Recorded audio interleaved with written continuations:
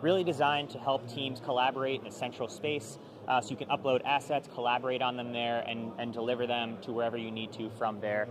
So it's really designed to help expedite workflows and get teams on the same page as much as possible.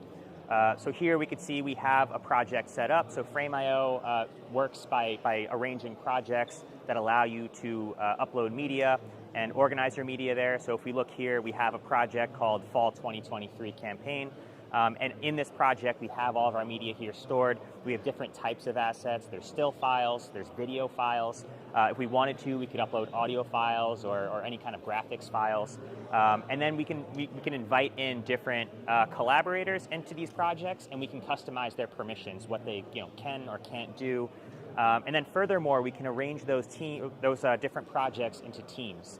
So you can see over here, we have this project here, but if we go down, we have a brand studio team here, for example. So this team can have different projects with different users, and they can each have different permissions. So you get a lot of customization around that.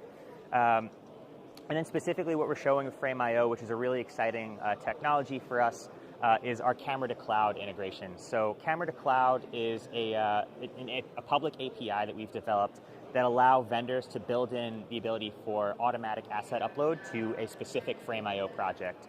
So in the example here, we have one of our supported devices, the Atomos Ninja 5 Plus. That's getting a direct feed from a Sony FX3. There are about 160 or 170 or so cameras that are supported by the Atomos Ninja 5 Plus. So what's going to happen here, if I record with this camera, it's going to send a record trigger to the Ninja. We're going to get our clip recording, right?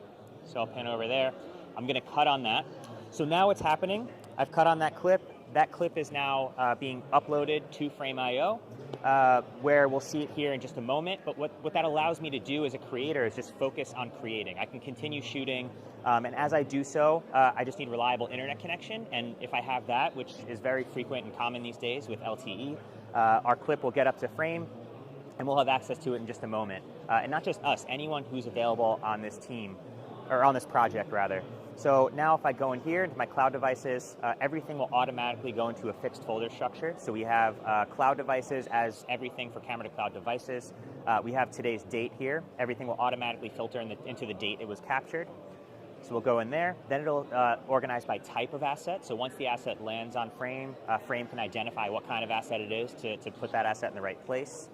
So we can go into video, since it was a video asset, and then you can see all the different devices that are authenticated to Frame. So this device right here, the Ninja 5 Plus, I'll jump in there, and we'll have our asset right there.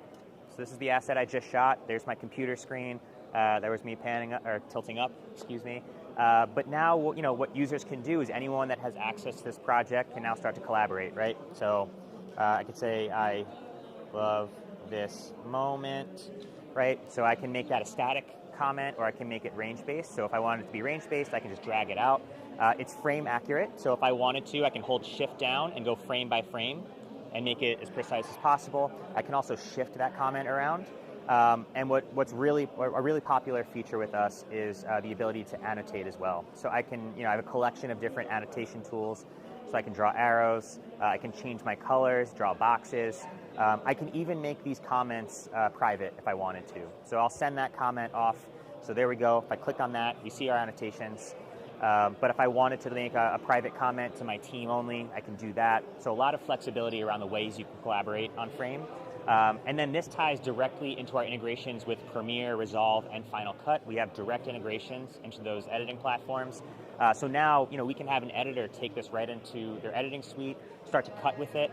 And this is a proxy of the hero file recorded on the Atomos. So what they can do is start to cut with this. No time is wasted. Once they get the hero file, it's a simple relink. So they're not waiting for anything. If anything, the file is waiting for them. You can use the file however and whenever you want to do it. But we're committed to our ecosystem and growing that out. We think, we're really committed to that ecosystem and building it out. So, and making the experience as good as possible for the creative team as a whole.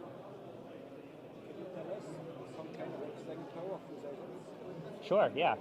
So like I kind of alluded to with features and feature filmmaking or episodic, right? If you have dailies, you can use Frame.io Cloud as a way of automating almost like a faster dailies process for review and approval, right? So we've had customers use it where they upload, proxies, and they can have audio assets go up as well. We have audio integration supported as well. So we have custom actions that could allow you, sorry, I'm going to restart that. So you have the ability to build custom actions, one of which you can build is a way for automatic muxing of video and audio. So our API is public, so you can, if you have developing skills or resources, you can do that. But instant review and approval is a big thing with Frame.io. Another really big use case with live events and sports is social media posting, because a lot of these devices that create lower footprint files that are LTE friendly, they upload quickly and they're good quality for social media. So you can think of having a live event going on, 5 or 6 different cameras.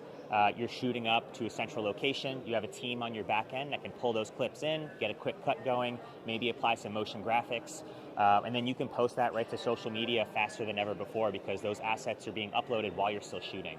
So that's probably been our most exciting use case recently. It's a really cool, really streamlined workflow.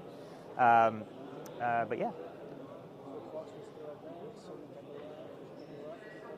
Yeah, so we have, today we have north of 20 devices. We have somewhere around 25 devices active right now.